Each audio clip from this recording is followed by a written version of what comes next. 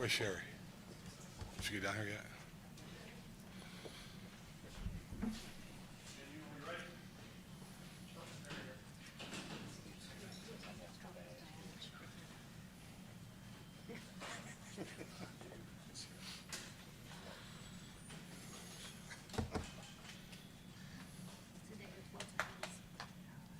Everybody ready in 15?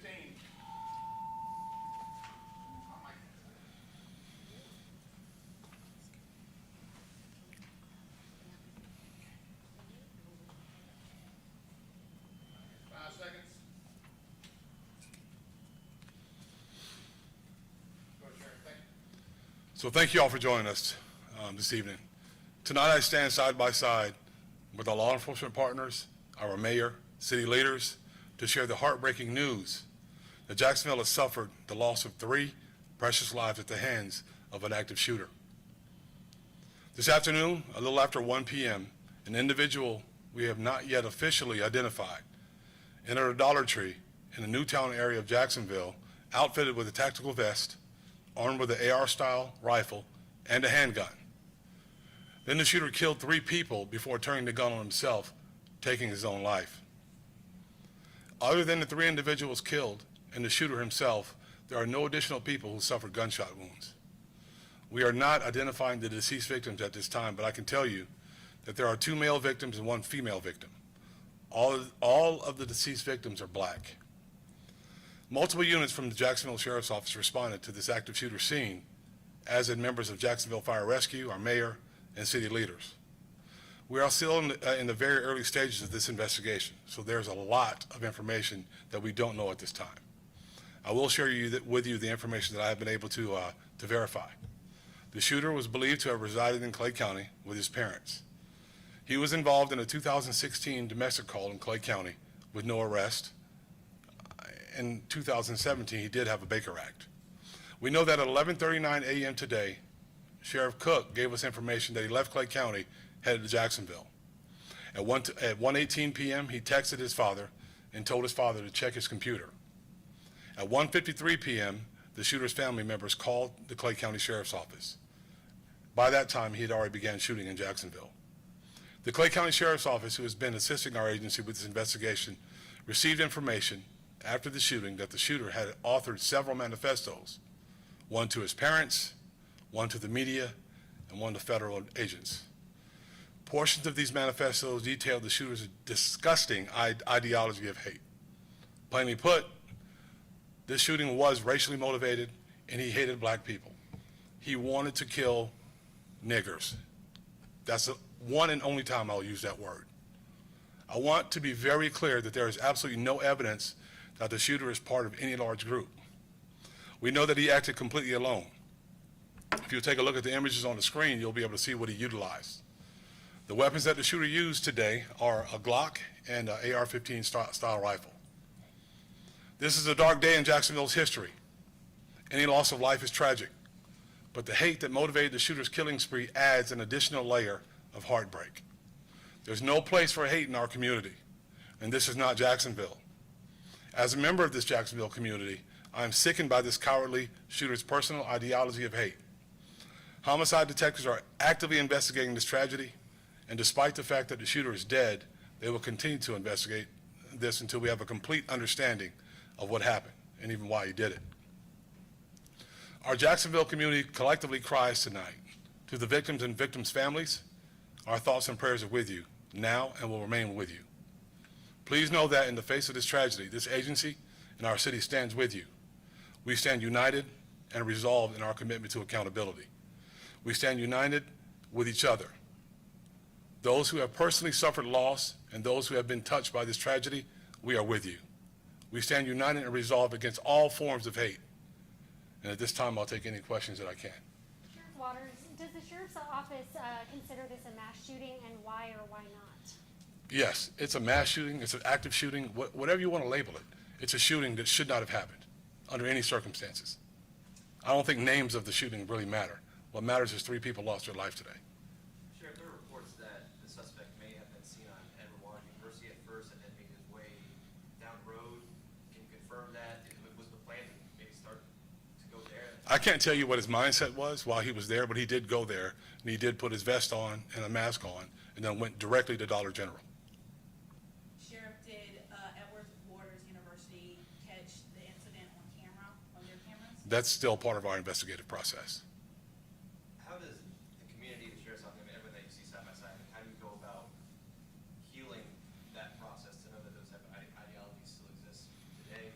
And you said it's not Jacksonville, but I mean, obviously, if there's affiliation there with Clay in the metro area, there's still people who have those thoughts. Well, you see us standing here together, right? So none of that's an outlier. That doesn't represent who we are as a city and who we are as a people, right? Our mayor's here, our political leaders from all over the city are here, and it shows where we stand and how we believe as a community. You know, politics aside, none of that matters. What matters is who we are as a community. We stand together as a community. We live together as a community. We fight together as a community. And when someone comes into our city and does this, we're not going to stand for it, and we don't accept it. So we're always going to fight against it. Mayor, you were out at the scene. Your thoughts about this as you stood among the community? I'm gonna take this off, Sheriff, because they're not gonna see me behind there. I'm sorry, Dan. You were out at the scene. Your thoughts about how the community is dealing with this, your reaction to what has hit this community again? Well, I'm heartbroken, obviously. This is a community that has suffered again and again. So many times, this is where we end up. And there were so many people out today, obviously grieving, upset.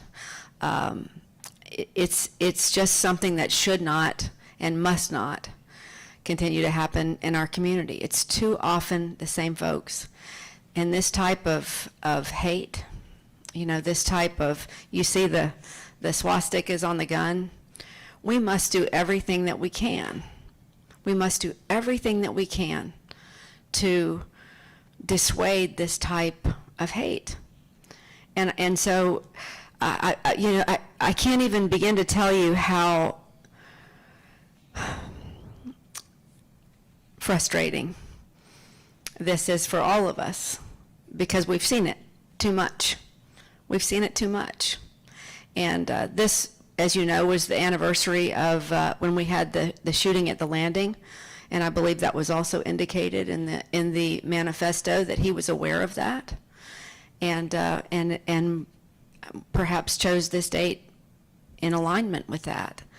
So there's a lot here. But as the sheriff said, this was a hate-filled crime, and we just shouldn't have that kind of hate in Jacksonville. Does anyone know what the Baker Act was about back in 2017? So that's still under investigation also.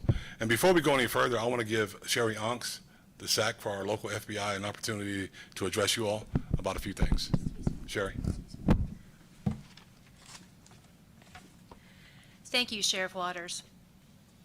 First, on behalf of the entire FBI, I want to express my deepest sympathies to the loved ones of those innocent souls that we lost in today's attack. No life should ever be lost to this kind of violence, and our thoughts are with the families tonight after this tragic event. Immediately upon learning about the shooting, FBI agents rushed to the scene to assist our partners at JSO. As we speak, members of our evidence response team and our investigative specialists continue to work alongside JSO to ensure every FBI resource is brought to bear to aid in this investigation. I have committed to Sheriff Waters that our assistance will continue for as long as necessary. In addition, FBI Jacksonville is coordinating with the Civil Rights Division of the Department of Justice and the U.S. Attorney's Office for the Middle District of Florida. We have opened a federal civil rights investigation, and we will pursue this incident as a hate crime. Hate crimes are always and will always remain a top priority for the FBI because they are not only attack on a victim, they are also meant to threaten and intimidate an entire community. Everyone has a right to feel safe in their communities and in their homes, and I assure you, the FBI will bring every resource we have to bear to bring justice to the families of those innocent lives we lost today. Thank you. I'll turn it back over to Sheriff Waters. Sheriff, Mary, you also mentioned swastikas saw the pictures of the gun. Yeah. Was that, did he own both those guns, or were those parents' guns?